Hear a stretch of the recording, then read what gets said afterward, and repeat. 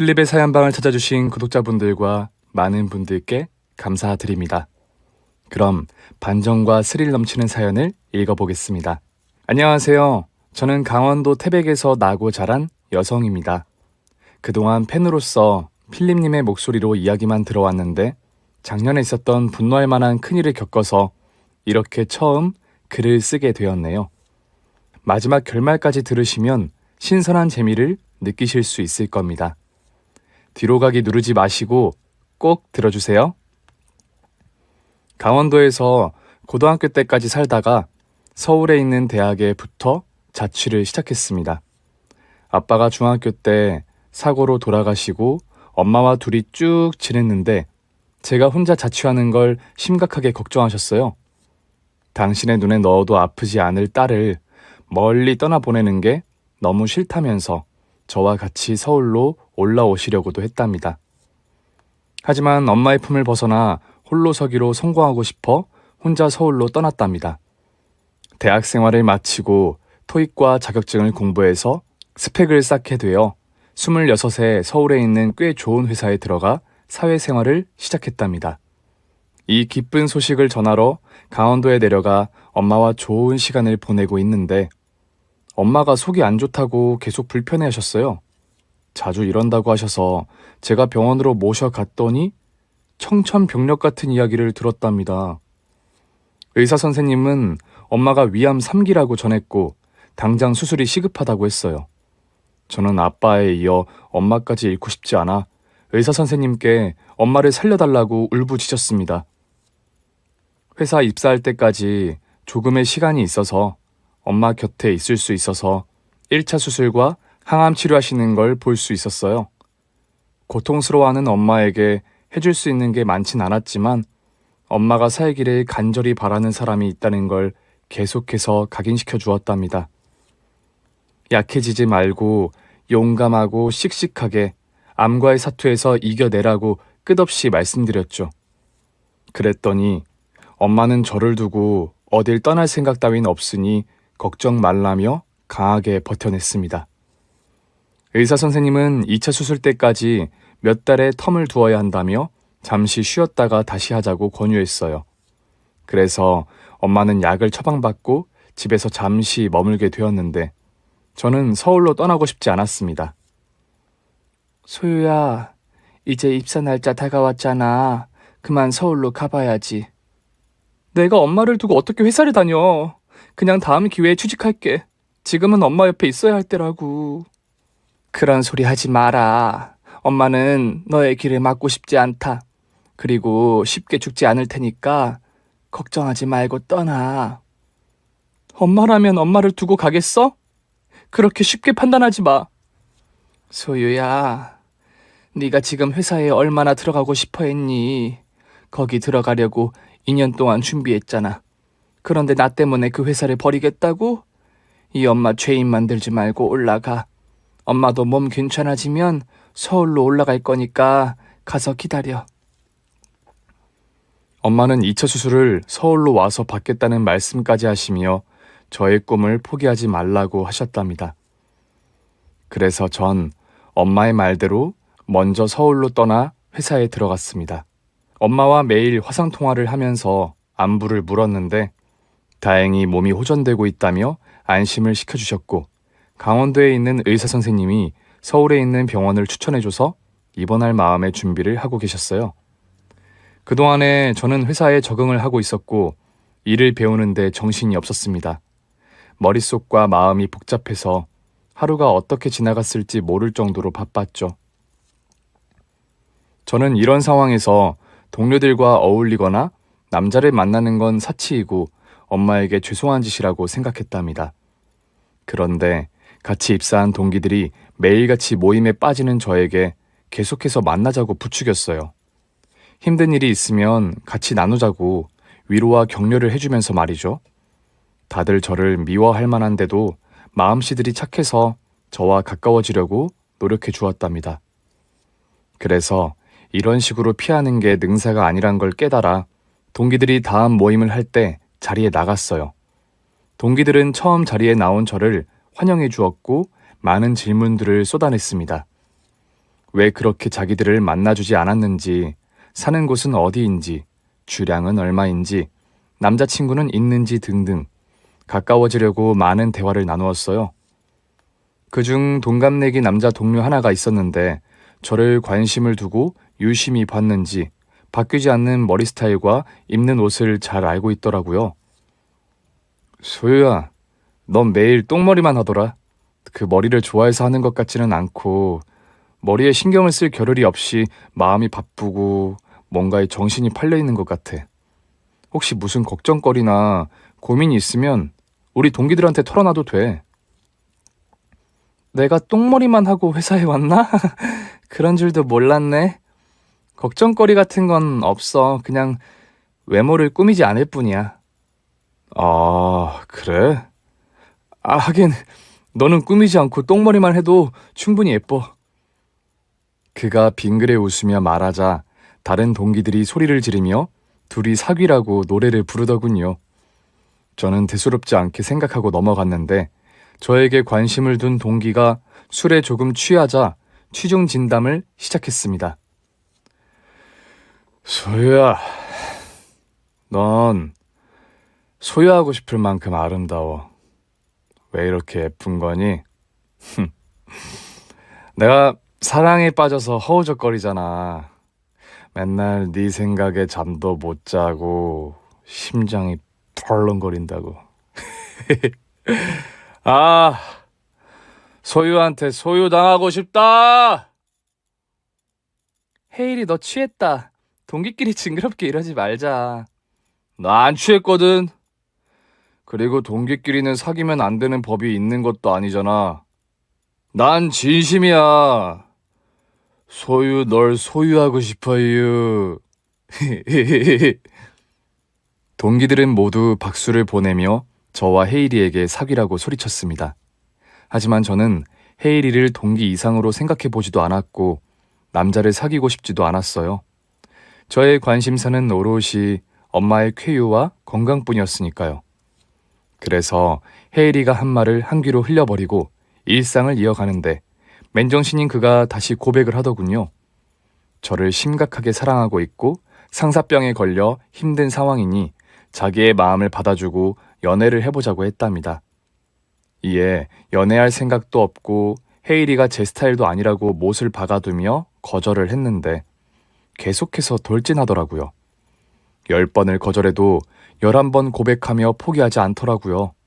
저의 냉정한 모습을 본 동기들은 너무 그러지 말고 식사라도 한번 해주고 영화라도 한 편 같이 보면서 시간을 보내라고 조언을 했답니다. 만나보지도 않고 무조건 싫다고 하지 말라면서 말이죠. 그래서 조언을 새겨듣기로 했고 또 엄마 생각만 하고 있어 자유롭게 밥도 먹어본 게 언제인지 싶어서 헤이리에게 밥이나 같이 먹어보자고 했답니다. 그랬더니 그는 군대 전역할 때보다 더 기쁘다고 방방 뛰며 맛집으로 저를 데려갔어요. 특별한 대화 없이 식사를 하는데 헤이리는 저의 푸석푸석하고 꾸미지 않은 얼굴을 뚫어져라 보더군요.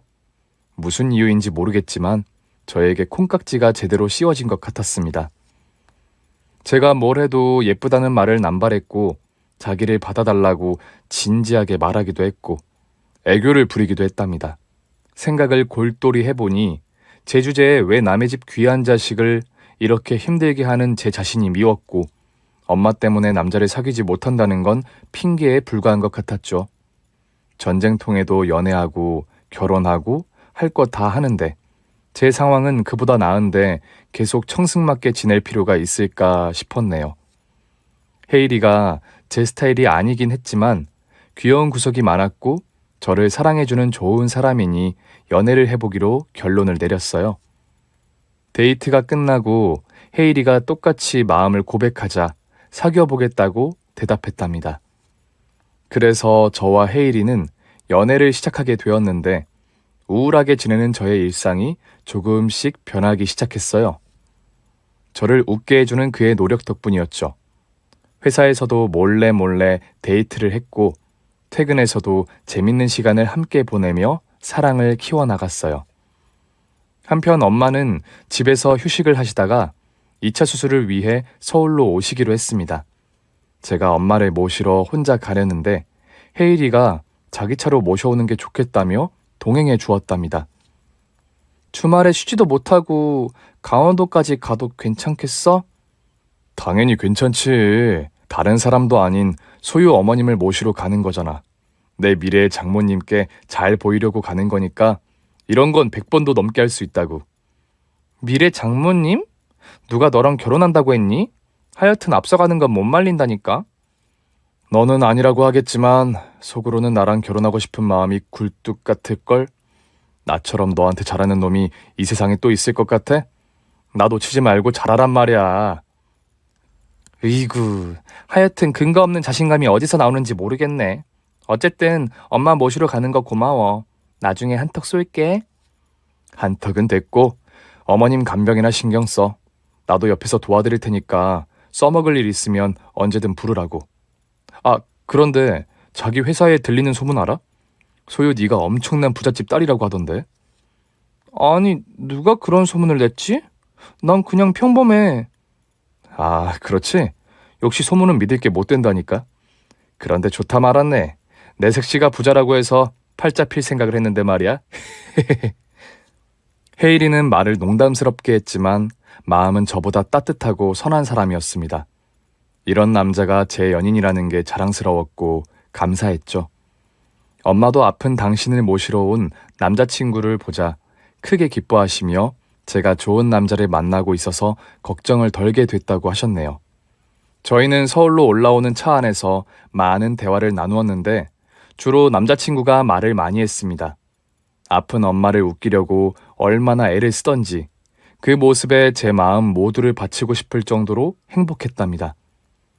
서울에 도착하자마자 엄마를 병원에 입원시켜드리고 수술과 치료 준비를 했어요. 엄마, 이번에도 잘 버텨줘.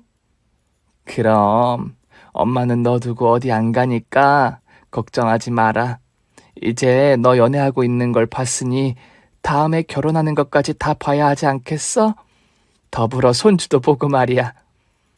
엄마도 참 오래 사시는 건 좋은데 남친을 보자마자 결혼 이야기하는 건 좀 그렇지 않아? 사귄 지 2달밖에 되지 않았다고. 기간이 뭐가 중요하니? 사람이 좋으면 그만이지. 내가 보기에 헤이리는 진짜 진국이다. 저런 남자는 만나기 쉽지 않아. 너한테 푹 빠져있던데. 빨리 남편으로 만들면 좋겠다고. 엄마, 나 아직 26이거든? 창창한 나이에 시집가라는 말은 그만해. 제일 예쁠 때 결혼하는 것도 나쁘지 않아. 엄마가 하는 말 빈말로 듣지 말고 잘 생각해봐. 네가 빨리 결혼하면 엄마 마음이 놓이지 않겠니? 너에게 다른 가족이 생기면 걱정할 게 하나도 없다고. 엄마가 나 시집 보내려고 별소리를 다 하시네. 엄마, 의사 선생님이 하는 말씀 못 들었어? 충분히 완치해서 평범하게 살 수 있다고 하셨잖아. 그렇게 말했는데도 엄마는 헤이리를 꼭 잡았으면 좋겠다며 결혼을 고민해보라고 하셨습니다. 옆에서 듣던 헤이리 역시 엄마 말씀대로 빨리 진행하자며 결혼을 졸라대기 시작했죠. 저는 너무 성급하다며 더 오래 사귀었는데도 같은 마음이면 결혼하겠다고 대답하며 상황을 넘길 수 있었습니다.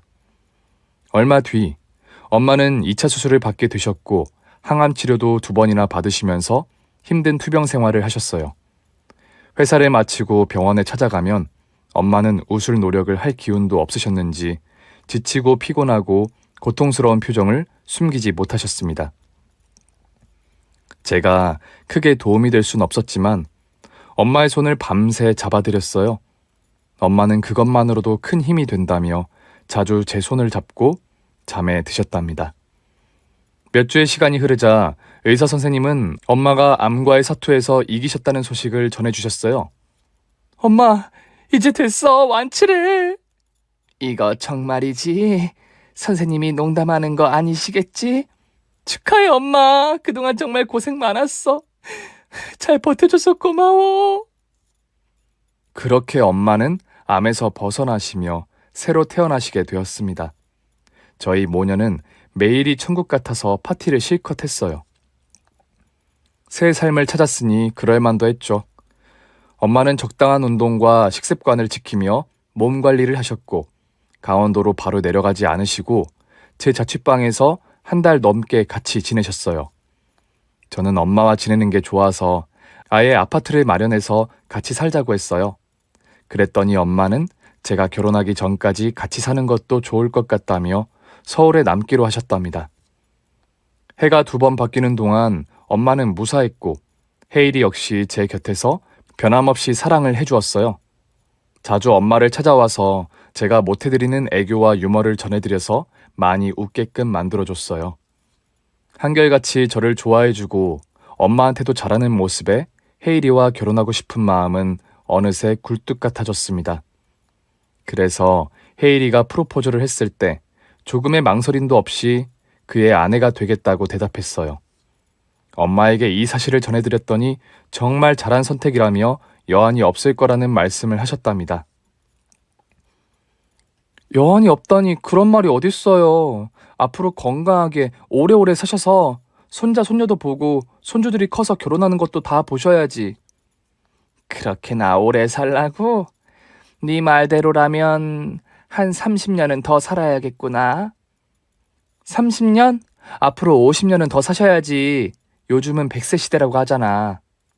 그래, 아주 벽에 똥칠할 때까지 오래오래 살도록 하마. 그럼 곧 상견례하는 거지? 일단 헤일이 어머님한테 인사드리고 날짜를 잡아야지. 헤일이 어머님을 한 번도 뵌 적이 없어서 걱정이야. 날 마음에 들어 하시지 않으면 어쩌지? 별 걱정을 다 한다. 헤일이를 낳으신 분이라면 분명 널 예뻐하실 거야. 그러니까 잘 찾아뵙고 와. 엄마의 말씀대로 예쁨 받고 환대받을 줄 알고 헤일이를 따라 예비 시어머니와 시누이를 만나러 찾아갔습니다. 기대를 한껏 했는데 두 사람은 저와 엄마의 예상과는 한참 다른 모습으로 저를 대했답니다. 두 모녀는 외모도 헤일이와 닮지 않았는데 말하는 것도 많이 달랐어요. 말이 거칠어서 대행 알바를 데려온 건 아닐까 하는 의심까지 들었답니다. 헤일이 넌 애인 집에 뻔질나게 드나들었으면서 얘를 우리 집에 처음 데리고 온 거냐? 얼마나 대단한 애인지 기대를 했는데 뭐 별거 없네. 별거 없다니 엄마. 딱 봐도 소유는 엄청 예쁘지 않아? 오빠도 참 눈이 왜 이렇게 낮은지. 이런 흔녀는 길거리에 널리고 널렸잖아. 게다가 옷 입은 걸 보니 그저 그런 집안의 딸내미네. 아, 내가 너무 솔직했나? 아니, 미안해요. 제가 워낙 솔직한 성격이라서. 괜찮아요. 그리고 제가 평범한 사람인 건 누구보다 잘 알아요. 헤일이가 저를 특별하게 봐주는 것도 잘 알고 있고요. 저를 두고 점수를 매기는 듯한 발언을 쏟아내던 시모녀는 이번엔 저희 집안에 대해 물으셨습니다.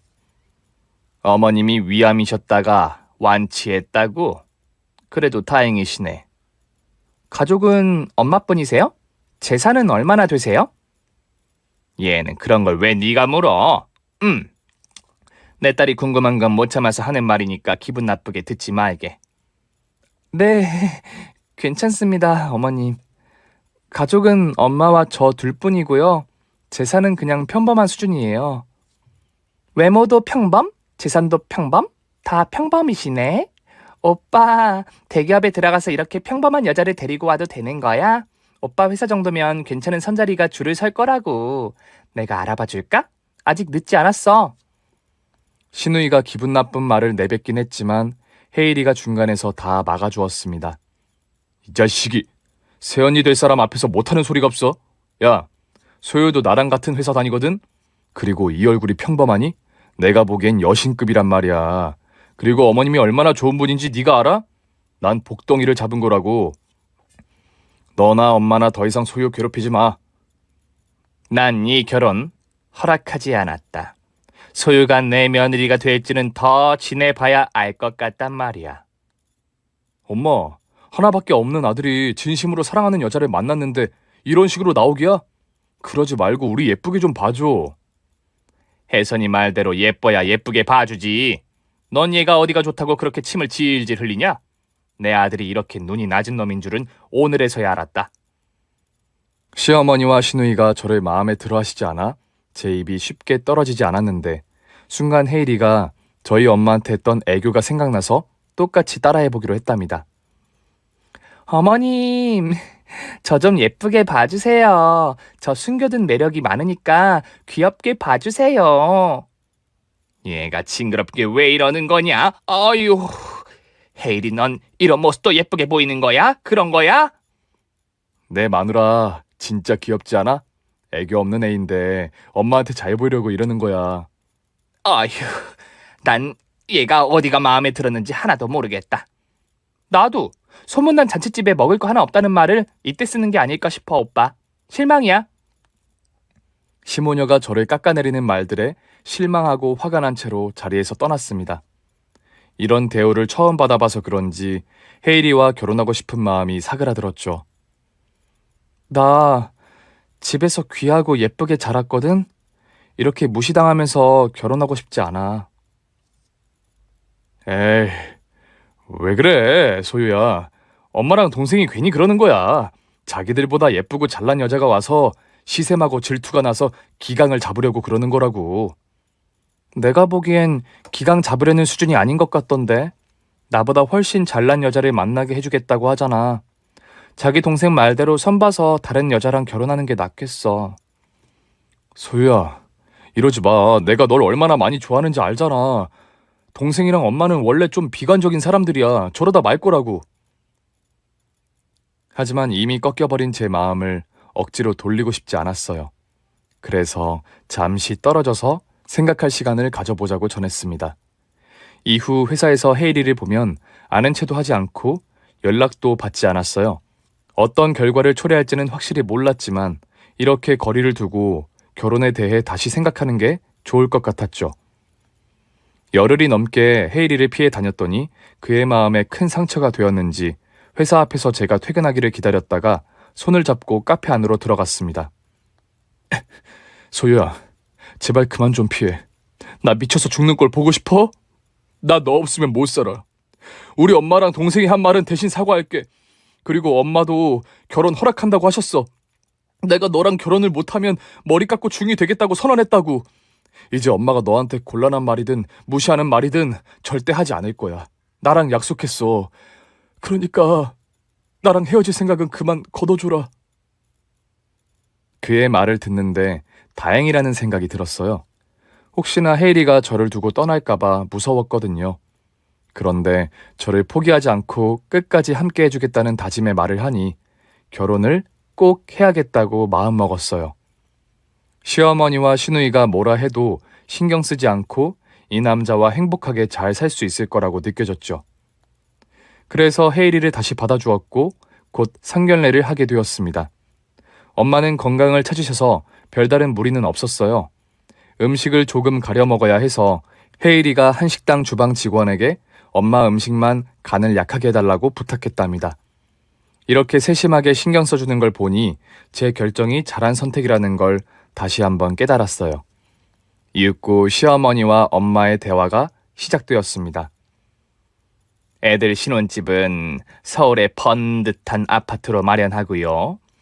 사돈은 혼수에 신경 좀 써주세요. 지금 입고 있는 옷처럼 저렴한 거 말고 비싸고 급이 맞는 걸로 다 채워주시면 감사하겠네요. 그럼요. 당연하죠. 애들이 쓸 물건인데 싸구려를 사면 되겠습니까? 걱정 마세요, 사돈. 그래도 형편이 되시긴 하나 봐요. 그러면 예단도 정식대로 할까요? 네, 그렇게 하시죠. 제가 성의껏 잘 준비해서 드리도록 하겠습니다. 이야, 사돈 성격이 아주 시원시원해서 좋네.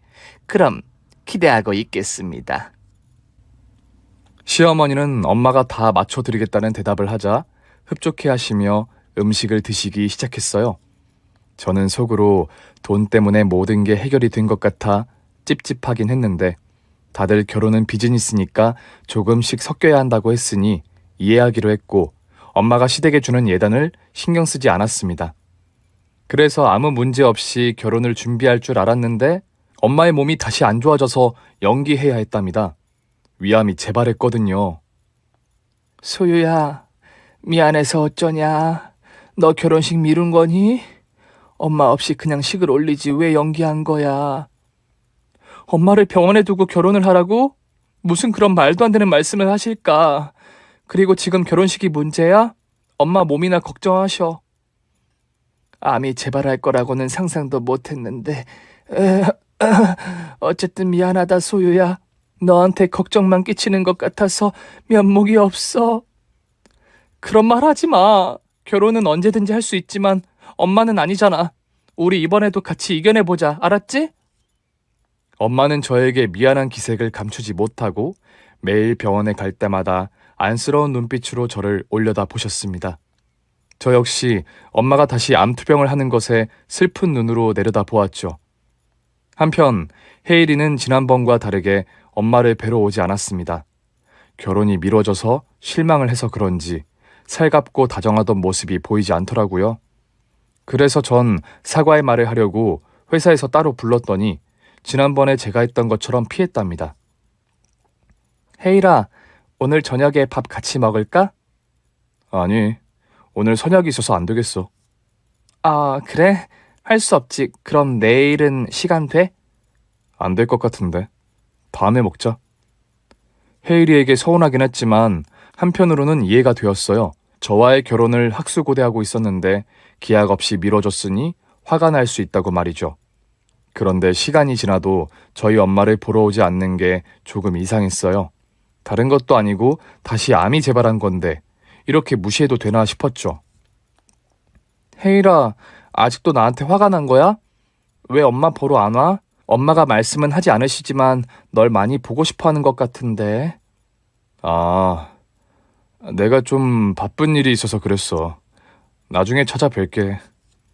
어? 알겠어. 그런데 우리 아무 문제 없는 거야? 무슨 문제? 왜 이렇게 차갑게 대하고 저를 피하느냐고 물으려고 했지만 엄마 간병에만 신경 쓰고 싶어서 질문을 삼켰습니다. 시간이 해결해 주리라 믿으면서 말이죠. 재발한 엄마의 암은 이번에도 수술과 항암 치료로 완치가 되었습니다. 걱정을 많이 했는데 정말 잘 된 일이었죠. 이 기쁜 소식을 헤이리와 같이 나누고 싶어서 당장 전화를 걸었더니 다행히 쏜살같이 달려와 주었답니다. 그는 오랜만에 본 엄마한테 그동안 찾아뵙지 못해서 죄송하다는 사과와 축하한다는 말을 아끼지 않았어요. 어머님, 축하해요. 다시 태어나셨으니 이제는 정말로 건강하셔야 해요. 고맙다, 헤이라. 이 늙은이 하나 때문에 결혼식이 미뤄져서 속상했지? 이제 다 됐으니 하루빨리 날 잡도록 해라. 그럼요, 그래야죠. 그런데 어머님, 궁금한 게 하나 있는데 여쭤봐도 될까요? 그래, 뭐든 물어봐. 사실 소유한테 먼저 물어봤어야 했는데 너무 궁금해서 확실하게 듣고 싶어서요. 요즘 회사에서 도는 소문이 있는데 소유가 엄청난 부잣집 딸이라고 하더라고요. 우리 회사 주식을 많이 보유하고 있다는 말을 들었거든요. 어머님이 엄청난 부자신가요? 헤이리는 어디서 소문을 듣고 왔는지 아주 진지하게 물었습니다. 그러자 엄마는 피식 웃으시며 어디서 그런 소문이 났대? 나도 가진 게 많았으면 좋겠는데 자네가 듣고 싶은 대답을 들려주지 못해서 어쩌지? 미안하네. 라고 대답하셨어요. 아, 그래요? 헛소문이었다는 거죠? 알겠습니다. 그는 크게 실망하는 표정을 숨기지 못했어요.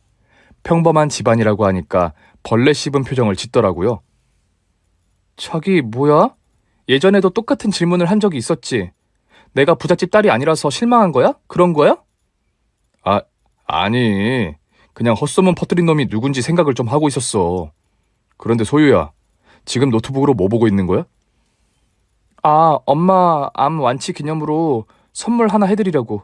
이거 예쁘지? 네가 무슨 돈이 있다고 선물을 산다는 거야. 소유야, 아무것도 하지 말어. 내가 큰 마음 먹고 선물하는 거니까 가만히 계셔. 헤이라, 이거 진짜 예쁘지? 가격이 꽤 나가긴 하는데 새로 태어난 엄마한테는 아깝지 않을 것 같아. 예쁘다. 헤이리는 30분을 더 병원에서 머물다가 자리를 잠시 비운 저에게 말도 안 하고 엄마에게만 인사를 하고 떠났답니다. 서운한 마음이 연속으로 들었는데 끝까지 이해하기로 했어요. 며칠 뒤 회사에서 알림 문자가 와서 봤더니 엄마의 선물인 명품백이 배송 완료로 떴더라고요. 그래서 병원에 있는 엄마한테 선물 잘 받았느냐고 문자를 보냈더니 택배를 받지 못하셨다고 하더군요. 알림 문자가 먼저 오는 경우가 있어 대수롭지 않게 생각했죠. 그리고 다음 문자가 또 왔는데 이번에는 헤일이었습니다. 잠시 회사 옥상에서 만나자는 메시지였습니다. 회사에서 데이트를 삼가던 그였기 때문에 약간의 기대를 하고 옥상으로 올라갔어요. 그런데 헤일이는 제가 예상하지 못했던 말을 했습니다. 우리 헤어지는 게 좋겠어. 여기까지가 우리 인연인 것 같아. 뭐? 헤일이 너 오랫동안 생각해왔던 거니? 우리 엄마 암 재발했을 때 한 번도 찾아오지 않더니 그때부터 헤어질 결심을 했던 거야? 아니라고는 말 못하겠어. 엄마도 동생도 계속 반대하고 나도 자기랑 계속 멀어지는 느낌이고 말이야. 또 우리가 만나서 어머님이 다시 암이 재발된 것 같아. 내가 꼭 어머님을 아프게 만든 것 같다고. 여기서 엄마 핑계를 왜 대? 그냥 나한테 질렸다고 하면 될 것을? 알았어. 나도 헤일이 네가 피하는 걸 보고 이상하게 생각했었어. 그런데 뒤에서 이런 뒤통수를 때릴 준비하고 있었다고 하니까 정남이가 떨어지네? 너 붙잡지 않을 테니까 걱정하지 마. 그래. 그럼 여기서 헤어지는 거로 하고 각자 갈 길 가자. 저는 그에게 차이고 옥상에서 내려와 아무렇지 않게 일을 하려는데 손에 잡히지 않았습니다. 손이 부들부들 떨리고 심장이 위아래로 설레발을 치는 바람에 정신을 집중할 수 없었죠. 어찌저찌 퇴근 시간까지 잘 버티고 퇴근해서 병원으로 돌아갔습니다. 엄마를 보면 감정이 조금 나아질 것 같아 서둘렀죠. 다행히 엄마는 마지막 치료를 잘 받으시고 운동도 하고 계셨답니다. 소유야, 너 얼굴이 왜 그래? 무슨 일이라도 있는 거야? 아니, 별일 없어. 그런데 엄마, 내가 인터넷으로 시킨 선물은 아직도 안 온 거야? 아직도 안 왔는데. 얘 그냥 취소시켜라. 난 선물 같은 거 필요 없으니까. 아니야, 그건 내가 큰맘 먹고 산 거란 말이야. 엄마한테 제대로 선물한 적 없어서 이번 기회에 제대로 하고 싶었다고. 저는 핸드폰을 꺼내 배송 상태를 봤더니 배송 완료가 되어 있더라고요. 그런데 유심히 봤더니 받는 사람 주소가 병원이 아니었어요. 주소는 헤일이의 집으로 바뀌어 있었습니다. 황당하고 어이가 없어 긴 한숨이 절로 나왔죠. 며칠 전 그가 병원에 왔을 때 제가 명품백을 결제하고 자리를 비우자 주소를 바꿔둔 게 틀림없었어요. 그래서 전 따지려고 곧장 시댁이 될 뻔한 그 집으로 향했습니다. 엄마 선물을 돌려받고 한마디 해줄 생각으로 말이죠. 이윽고 그 집 앞에 도착해 초인종을 울리자 신우이가 문을 열어주었습니다. 어머, 이 언니가 여기 웬일이야? 오빠랑 헤어졌다면서요. 그런데 왜 왔어요? 헤일이한테 돌려받을 게 있어서요. 안에 있죠? 들어가게 비켜봐요. 들어오긴 어딜 들어와요? 저는 예의 있게 굴 이유가 없어서 바로 집 안으로 들어갔습니다. 그런데 제 눈앞에는 어이없는 광경이 펼쳐져 있었어요. 제가 엄마에게 드린 선물을 처음 보는 여자가 메고 실실 쪼개고 있었거든요. 허! 저 여자 뭐야? 저 여자가 뭔데 우리 엄마 명품백을 메고 있는 거냐고, 박해일! 너 나랑 만나는 동안 바람 피우고 있던 거냐? 바람은 무슨? 너랑 나랑 전부터 뜨뜻미지근하게 지냈잖아. 네 엄마 수술 결과 나올 때까지 헤어지는 걸 미룬 것뿐이라고. 어쨌든 나랑 이 여자 다가오는 봄에 결혼할 거야. 그래, 좋아. 그렇다고 쳐. 그런데 왜 내가 엄마한테 선물한 가방이 저 여자 어깨에 들려있는 거지? 야, 치사하게 이것 때문에 온 거야? 그동안 내가 너한테 썼던 돈에 비하면 이 정도는 아무것도 아니잖아, 안 그래? 네 엄마 서울 병원에 입원했을 때 수발 열심히 든 수고비로 생각하고 끝내지. 이걸 받으러 여기까지 온 거야? 네가 한 행동이 황당하고 어이가 없으니까 따지러 온 거지. 감히 우리 엄마 선물을 네 새 마누라 될 년한테 주는 게 말이 되냐? 제가 화를 냈더니 시어머니가 비웃으며 말하더군요. 너 진짜 웃기는 애구나. 꼴랑 가방 하나 때문에 여길 와? 야, 우리가 너한테 속은 거 치고는 이 정도 보상은 약과 아니야? 네 엄마가 부자라는 소문을 믿고 결혼을 허락한 건데 그게 아닌 걸 알게 됐으니 결혼을 파토내는 건 순리가 아니냐고. 내 아들은 네 엄마가 회사에 주식도 많이 보유하고 있고 강원도에 땅도 많다고 해서 널 꼬신 건데 말이야. 내가 눈깔이 삐었지. 소문만 듣고 덤벼들었으니 누굴 욕하겠어. 여하튼 가진 거 하나 없는 반푼이인 거 알았으니 바로 정리에 들어간 거야. 여기 있는 내 색시는 강남의 아파트만 3채를 가지고 있는 집딸이라고.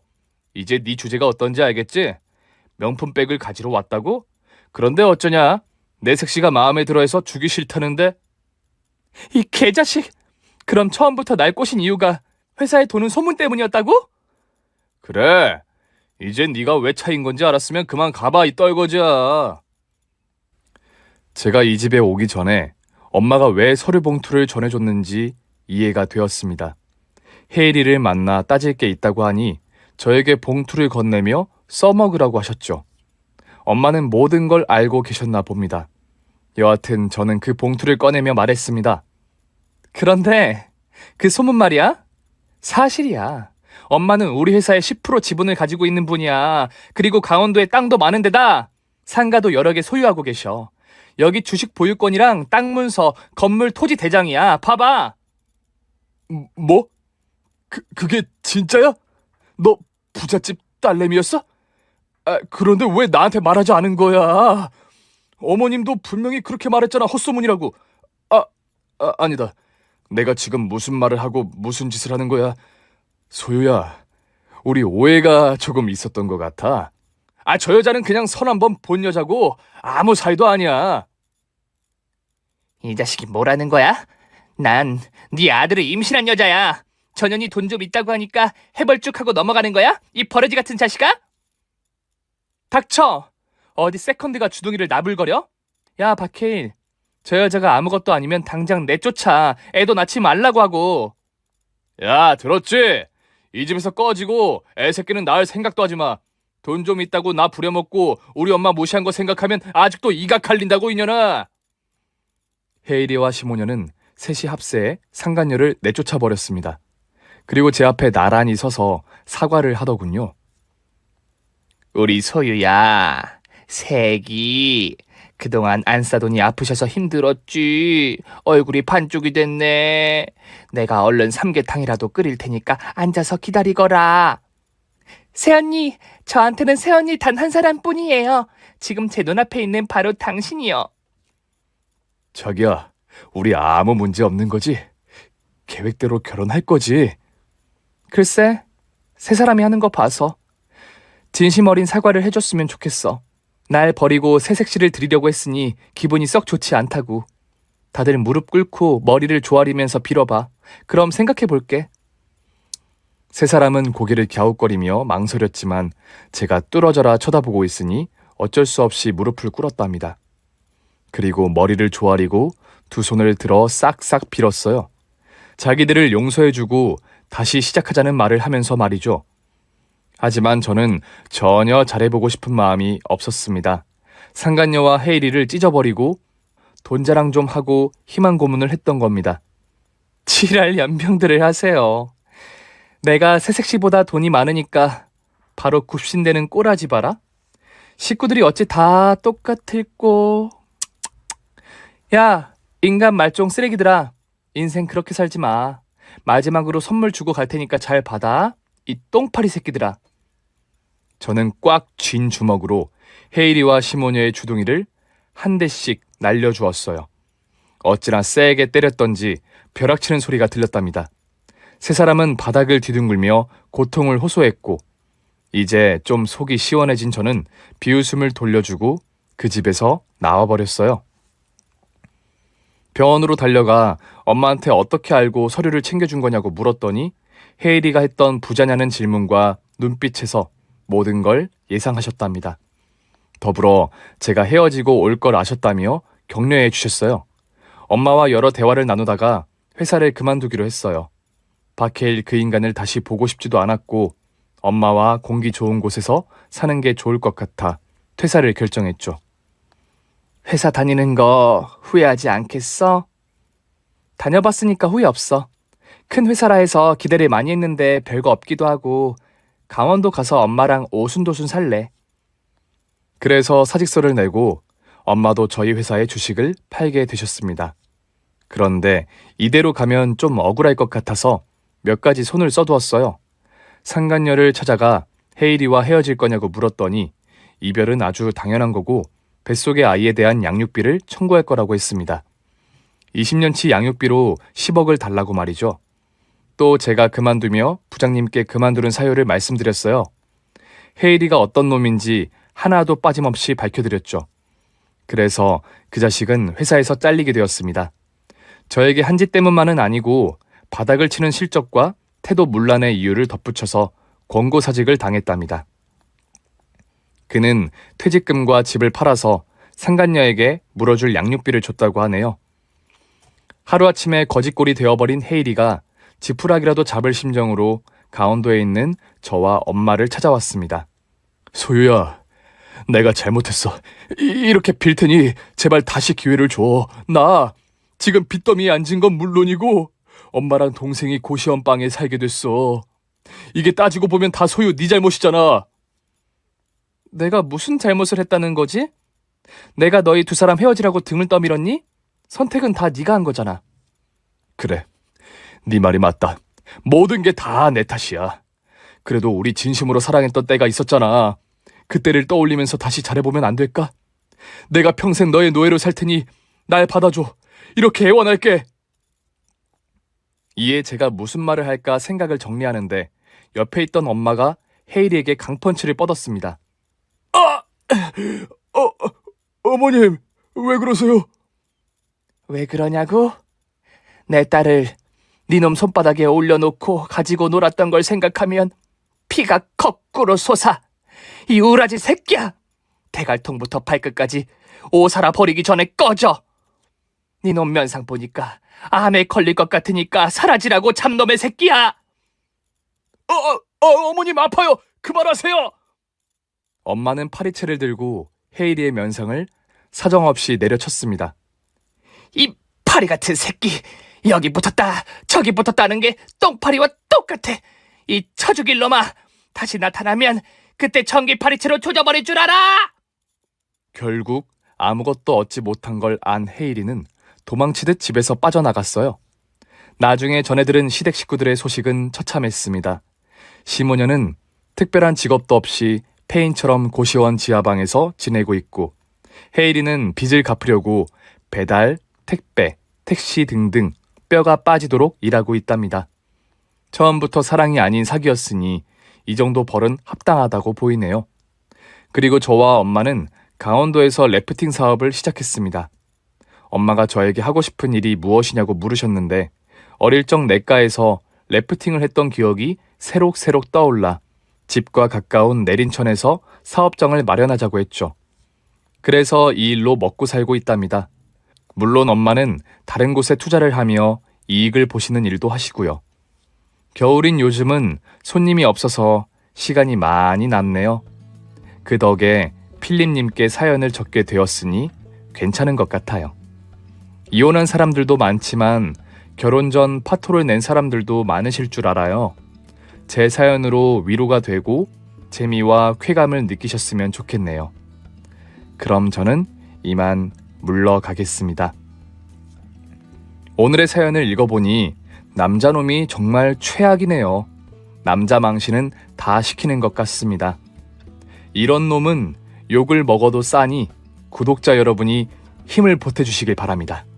저는 더 재밌는 다음 사연을 들고 찾아오도록 하겠습니다. 안녕히 계세요.